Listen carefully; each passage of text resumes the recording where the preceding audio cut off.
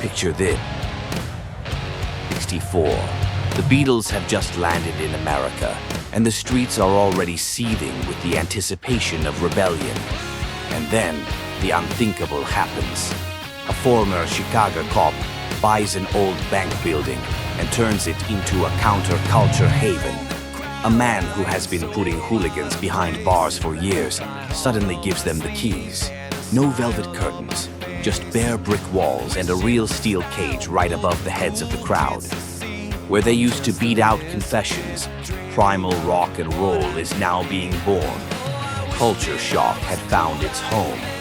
But how did an ordinary patrolman manage to create a veritable mecca for the very people he was legally prosecuting just yesterday? Imagine the exact second when rock and roll lost its innocence forever. The late 60s on the Sunset Strip. The old pop music was dead. A guy in leather pants steps onto the stage and turns an ordinary gig into a dark ritual. Jim Morrison didn't just sing. He hypnotized the live crowd. The sound became thick, acidic, and terrifying. Rock mutated into psychedelia, and the club became the epicenter of a revolution. The owners loved packed houses and forgave the musicians for everything. Right up until one fateful night, the band started playing their dark epic. The music dropped to a whisper. Jim stepped up to the microphone and uttered that phrase. What was the single line that got them kicked out in disgrace forever? Think art was always an anthem of freedom. Think again. Enter the predatory 80s. Los Angeles was soaked in the smell of cheap hairspray. Heavy metal squeezed into spandex and was reborn as glam. The sidewalks were flooded with thousands of hungry drifters with guitars. Everyone dreamed of becoming a stadium god. However, the industry bared its teeth.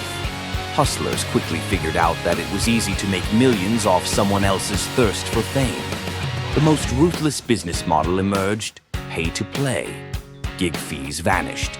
Want to stand under the spotlights? First, buy 100 tickets from the bar. Couldn't hawk them to passers-by? Your problem. You're broke, and there's a line pushing up right behind you. Only the most brazen predators survived. What crimes did desperate rookies commit when they found themselves totally out of cash to pay for that coveted pass to the stage? Forget about sterile arenas and polished auto-tune.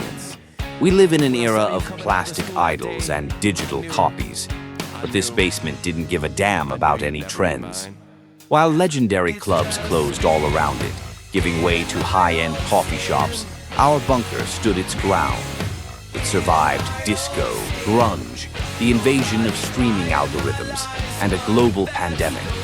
It's the last bastion of the analog era, a place where sweat drips from the ceiling and the raw sound of guitars hits you right in the gut.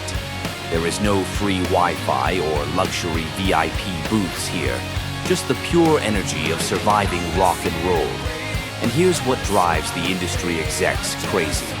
Why do today's megastars, who draw crowds of 100,000, beg for a chance to play in this cramped, stuffy hole?